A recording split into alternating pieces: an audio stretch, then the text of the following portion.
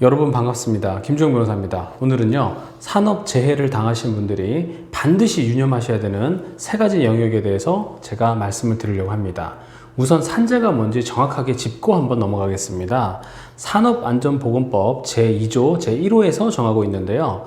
산업재해란 노무를 제공하는 사람이 업무에 관계되는 건설물, 설비, 원재료, 가스, 증기, 분진 등에 의하거나 작업 또는 그 밖의 업무로 인하여 사망 또는 부상하거나 질병에 걸리는 것을 말한다 라고 정하고 있습니다. 이렇게 산업재해를 당한 피해자는요, 근로복지공단에다가 산업재해보상보험법에 따른 보험급여를 달라고 신청할 수가 있습니다. 그러면 근로복지공단에서 해당 사고 자체가 산재사고가 맞는지를 봐가지고 지급할지 여부를 결정하게 되는데, 그게 바로 우리가 흔히 이야기하는 산재보험 처리를 받는다라는 것이 됩니다. 자, 그런데 이렇게 산재사고가 발생했을 때는 산재보험 처리만 받는다고 해서 그게 다가 아닙니다. 제가 왜 그런지를 말씀드리려고 하는데요. 우선 한 가지 사례를 말씀드려 보겠습니다.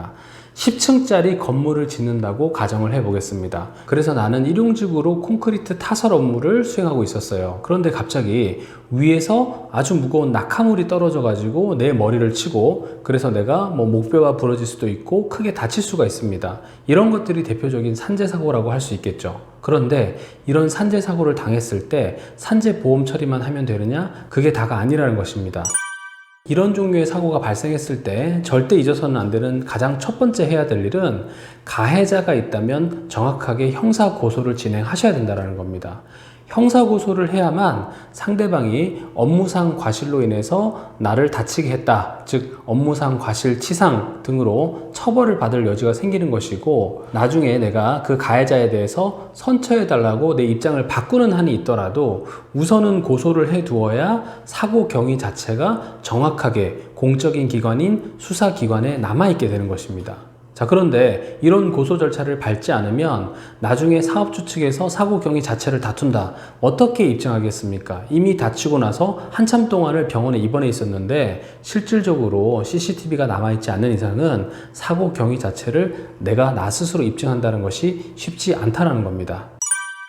자, 두 번째가 바로 산재 신청을 제대로 하는 거겠죠. 오히려 이 산재 신청을 하는 것은 어렵지가 않습니다. 산업재해보상보험법 제5조 제1호에서는 업무상 재해에 대해서 이렇게 정하고 있습니다. 업무상의 재해란 업무상의 사유에 따른 근로자의 부상, 질병, 장애 또는 사망을 말한다 라고 정하고 있습니다. 그렇다면 모든 사업장에 전부 산재보험이 적용이 되느냐? 또 그렇지는 않습니다. 산재보험 적용이 제외되는 몇 가지 사업이 있는데 이건 시행령에 나와 있습니다. 제가 대표적인 것 몇 가지만 예를 들어서 말씀을 드려보겠습니다. 첫 번째, 공무원 재해보상법 또는 군인 재해보상법에 따라 재해보상이 되는 사업, 즉 다른 법에 의해서 재해보상이 된다라는 겁니다. 두 번째도 비슷합니다. 선원법, 어선원 및 어선재해보상보험법 또는 사립학교 교직원 연금법에 따라 재해보상이 되는 사업. 자, 그러니까 타법에 의해서 재해보상이 된다라는 것이죠. 자, 그런데 가구 내 고용활동, 즉 우리 집안에서 집안 사람들끼리 집 내에서 고용하는 것은 산재 처리가 되지 않는다라는 것이고요.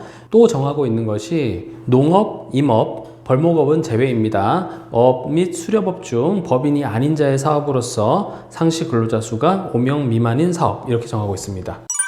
자, 그렇다면 산재 신청은 어떻게 할 수 있느냐? 아주 간단하게 말하면은 병원 원무과 도움을 받아가지고 산재 요양급여 신청서라는 것을 작성한 다음에 근로복지공단으로 제출만 하시면 됩니다. 그러면은 공단은 업무상 재해인지 여부를 확인하고 7일 이내에 요양 승인 여부를 통지를 해주게 되어 있습니다. 대부분은 산재사고가 맞다고 하면은 여기서 요양 승인이 나게 된다는 것이죠. 요양급여 신청서 작성을 할 때는요, 재해자의 인적사항 정확하게 쓰시고, 소속 사업장 정확하게 쓰시고, 재해 발생 경위를 정확하게 쓰시고, 신청인이 날인을 하면 되는데요. 이때 제가 가장 중요하다고 보는 것은 재해 발생 경위입니다. 이 재해 발생 경위는 처음 쓸 때는 별 생각 없이 그냥 쓸 수가 있는데, 나중에 이게 민사적인 손해배상금하고 직접적인 연결이 되어 있기 때문에, 즉 나의 과실 비율이 얼마인지를 나중에 밝히는 아주 중요한 자료가 될 수 있기 때문에 있는 그대로 사실에 맞게 작성을 하셔야 됩니다. 사업주 측에서 예를 들어서 이런 경위로 좀 적어달라고 부탁한다고 하더라도 그게 실제 사고 경위도 아니고 오히려 피해를 당한 근로자의 책임을 아주 무겁게 볼 수 있도록 하는 그런 문구라고 한다면 절대로 그런 식으로 작성하실 필요가 없는 것이죠. 이 부분을 꼭 유의하셨으면 좋겠습니다. 자, 마지막으로 세 번째, 산재 승인이 되고 나는 잘 치료를 받았습니다. 요양급여도 받고 휴업급여도 받았습니다. 장애가 남았으면 장애급여를 받을 수도 있습니다. 만약에 사망사고가 발생했다라고 한다면 유족들은 유족급여를 받을 수가 있겠죠. 그런데 산재 처리를 받았다고 하더라도 이게 끝이 아닙니다. 민사상의 손해배상 청구를 하셔야 되는 경우가 훨씬 더 많습니다. 왜 그러냐?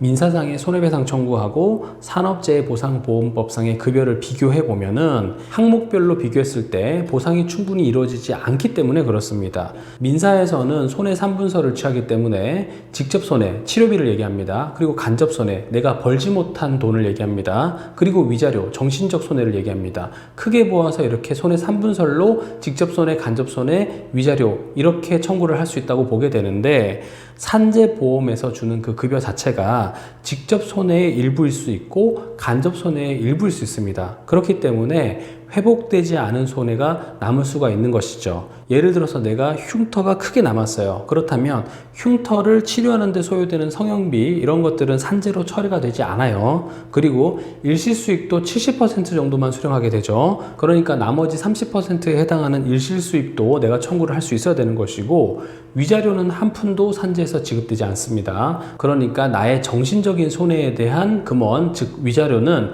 반드시 별도로 민사상 손해배상으로 청구를 하셔야만 되는 거죠. 그러면 이 청구가 언제까지나 가능하냐? 그렇지가 않다는 데 문제가 있습니다. 민사상 손해배상 청구를 하실 때 직접적인 가해자를 상대로 하실 때는 3년 이내에 하셔야 된다고 보면 맞을 겁니다. 나를 고용한 고용주를 상대로는 안전배려 의무 위반을 이유로 해서 5년까지도 청구할 수가 있겠지만 직접 가해자는 3년이 지나면은 소멸시효 때문에 책임을 더 이상 지지 않고 빠져나가 버리는 경우가 생길 수 있기 때문에 내가 사고를 당한 날로부터 3년 이내에는 적어도 변호사와 상담을 해보시고 그 다음에 민사적인 손해배상 청구를 할지 말지를 결정하시는 게 필요합니다.